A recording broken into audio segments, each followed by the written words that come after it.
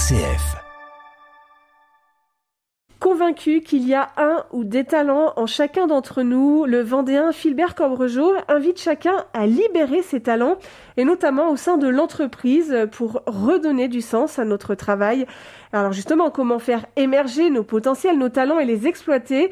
Philbert Cobrejeau donne des réponses dans son livre « Libérez vos talents, personne ne le fera à votre place » qui sort ce jeudi aux éditions Erol. Philbert Cobrejeau, bonjour. Bonjour Fanny. Alors vous êtes coach, conférencier, et donc ce livre qui sort aujourd'hui, il se base sur votre expérience personnelle.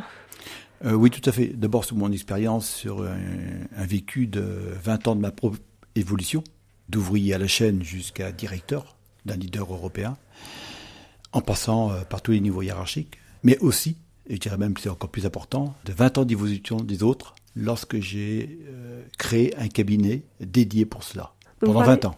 On parle des talents latents. Ce sont justement ces talents cachés qui sont souvent inexploités. Oui, alors je les oppose un peu aux talents patents. C'est un peu brutal, mais les talents latents, ce sont les talents cachés. C'est-à-dire, c'est souvent des profils des jeunes, des gens sans expérience, des personnes qui vivent dans une période en crise, comme on le vit en ce moment, ou certaines femmes après leur congé maternité, qui ont du mal à revenir, certains qui vivent de harcèlement, d'autres du racisme. Ça fait pas mal déjà, hein. Vous ne trouvez pas ? Et ces gens-là, eux, ils sont comme l'arbre à l'intérieur de la forêt. Ils sont un peu cachés. Et ils demandent un peu de soleil pour s'épanouir, qu'on reconnaisse leurs différences. Tout le monde ne peut pas être bon en maths et en français. Il y a bien des talents dans d'autres domaines, comme des intelligences émotionnelles, relationnelles, opérationnelles.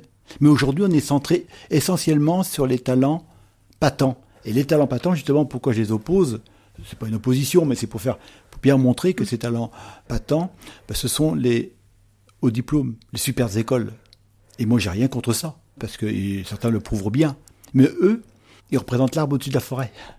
Et ils profitent directement du soleil pour s'épanouir. Alors, c'est vrai que je peux comprendre les managers. Pourquoi prendre un risque avec des talents cachés, puisqu'il y a des talents potentiellement apparents.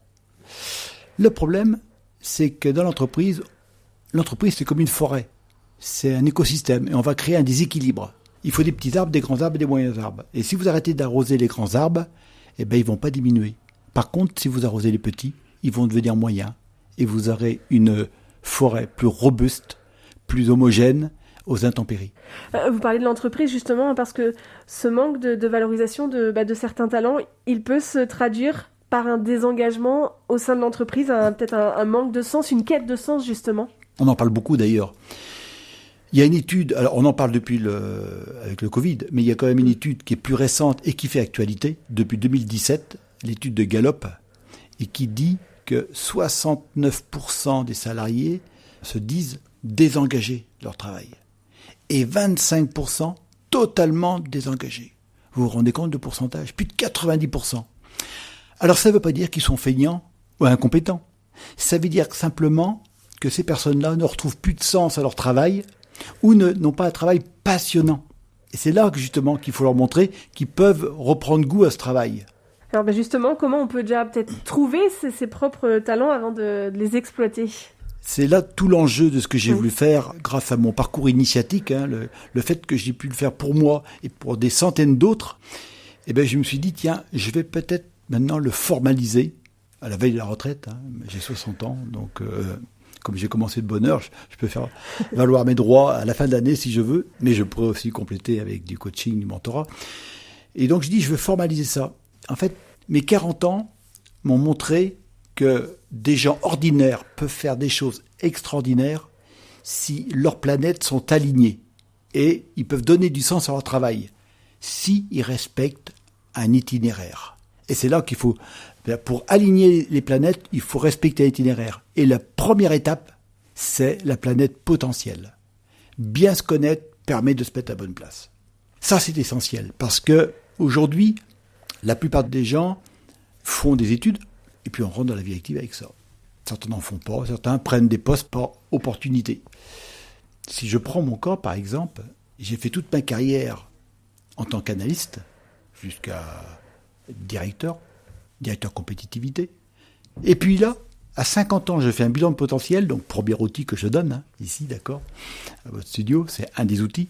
Je fais un bilan de potentiel, et là, il me révèle des capacités d'innovateur à 50 ans. Oui, sauf qu'il me révèle des capacités d'innovateur de 10 sur 10, et des capacités d'analyste de 1 sur 10. Et j'ai fait toute ma carrière en tant qu'analyste, et y compris mes 20 ans de cours du soir d'ingénieur. Alors je me dis, il y a un bug là, qu'est-ce que je fais ? Donc je vous laisse imaginer tous ceux qui ne savent pas, qui ne font pas ça. Ils sont à 40 ans, et ils disent, oh, on est foutu à 40 ans. Mais non, on n'est pas sur la bonne voie. C'est ça, vous comprenez ? Voilà, donc s'orienter vers un bilan de potentiel. Ce potentiel, c'est le premier P, puisque ce parcours, il est en 5 étapes avec 5 P.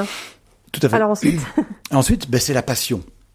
Parce que si vous avez du potentiel, vous pouvez aller plus loin avec la passion. La passion, ce sont toutes les activités qui vous animent au quotidien, que ce soit dans le loisir ou professionnel.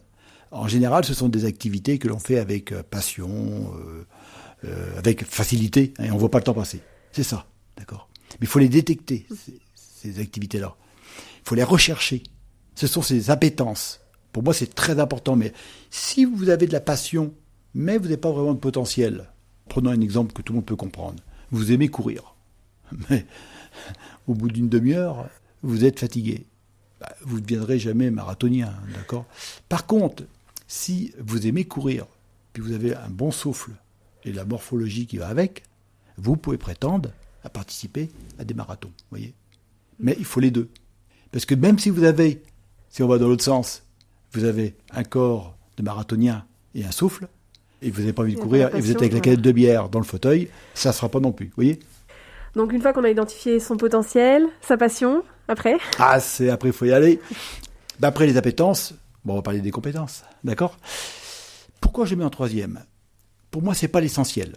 Confucius disait « L'expérience est une lanterne à accrocher à votre dos qui n'éclaire que le chemin parcouru. » C'est un rétroviseur. Alors que le bilan de potentiel, c'est un projecteur qui éclaire l'avenir.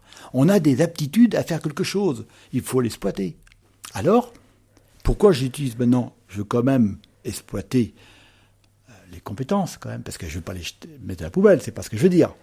Mais regardez si les compétences que l'on a acquises, elles sont bien en adéquation avec ma passion et avec mon potentiel. Parce que là, vous voyez, c'est aligné déjà. Donc, si j'aime courir, j'ai une capacité de coureur et j'ai fait déjà pas mal de semi-marathons, vous voyez, ça aide. Donc, c'est ça. Après, donc, faut prendre le juste nécessaire. Et puis, s'il y a des compétences qui sont même très fortes, peut-être qu'il faut les mettre de côté. Il faut savoir faire ça. Et ensuite, quatrième étape ?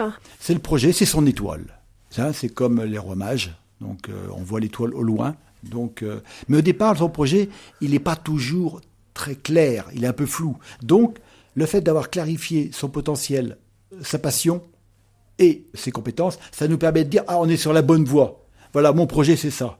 Je vais devenir coureur, faire le marathon de New York. » Vous voyez ? Et donc, pour arriver à ce projet, pour le mettre en place, il y a évidemment une dernière étape. Eh oui, qui est le perfectionnement, parce que tout ce qui va manquer en termes de compétences, de potentiel et d'appétence, on va le combler par du perfectionnement, c'est-à-dire on va apprendre ce qui manque pour combler ce projet. Voilà, donc on a balayé très rapidement ces 5 étapes. On invite nos auditeurs qui seraient intéressés à se référer à votre livre. Peut-être quelques mots, parce que là, on est justement en période de rentrée scolaire et il y a des millions d'enfants qui ont pris le chemin de l'école. Il y a l'importance du poids de la famille aussi, parce qu'un jeune, il peut se dire, moi j'ai une passion, mais ses parents lui disent, non, tu pourras pas en faire ton métier. Ça aussi, on peut peut-être passer un message aux parents cette période de rentrée. Vous voyez, finalement, ça serait peut-être aux parents de lire le livre d'abord, de ne pas faire d'erreur, de mettre leurs enfants sur une voie qui va les enfermer à terme. Et puis, un message pour les enfants dans ces cas-là, gardez votre rêve quand même enfoui pour l'instant. Parce que, de toute façon, il faut faire les études, c'est clair. Mais rien ne vous empêche, après, de bifurquer. Regardez, je rêvais d'être avocat. Maintenant, je suis l'avocat des talents cachés. D'accord. Voilà, et donc cette sortie de livre, donc ce jeudi, elle est accompagnée d'une conférence que vous donnerez à la fin du mois. Alors, c'est la première conférence que je vais donner à la fin du mois, c'est-à-dire à la Banque Populaire Grand Ouest, au siège de Nantes, pour justement expliquer ce qu'on vient de se dire ici, là, expliquer aux gens, aux salariés, à plein de monde qu'on peut faire autrement et qu'on peut rebondir et qu'on peut évoluer et que tout passe pas par les diplômes. Voilà. Et ça, j'espère pouvoir le faire aussi en Vendée si on m'offre la possibilité de le faire. Voilà, donc je rappelle le titre de ce livre, Libérez vos talents, personne ne le fera à votre place, publié aux éditions Erol. Philbert Corbregeot, merci beaucoup. Merci Fanny.